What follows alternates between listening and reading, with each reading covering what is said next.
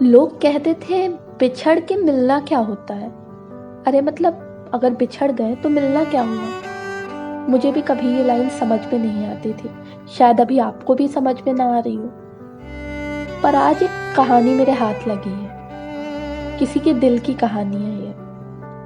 उसने किसी और के लिए लिखा है। तो ये कहानी उस शख्स के लिए है जो अब इस दुनिया में नहीं है, पर फिर भी वो कहीं भी है।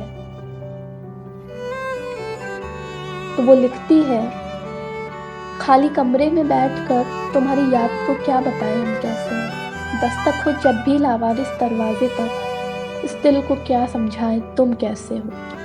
तुम अब नहीं आओगे ये भी मुमकिन है, मुझसे मिलोगे उस पार ये भी तय है। कि तुम्हें बताना है जितना सोचा था उससे ज़्यादा याद आते हो। तो अब जब लोग पूछें तुम कैसे हो तो क्या बताएं हम कैसे हैं। बस हवा जो चले पर सुकून ना दे सके, वो आग जो जले पर तपिश ना दे सके।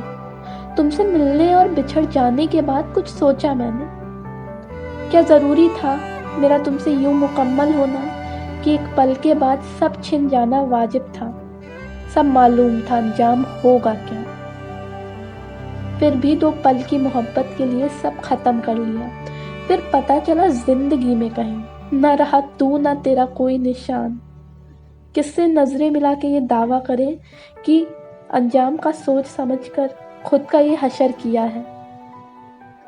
इश्क में उल्फतों से भरी सुबह थी जहां, आज शामों ने सवाल खड़े कर दिए। क्या जरूरी था नजरों का यूं मिलना, कि अधूरा इन आंखों को उम्र भर होना पड़ा। तो इन शामों के सवालों को क्या बताएं। शायद हाँ, जरूरी था मिलना तुमसे। यूं कि आसमान और समुंदर मिले हो पर जुदा हो, यूं कि चांद खूबसूरत हो पर दागदार हो, यूं कि वक्त हो पर एक पल ही सब आबाद हो।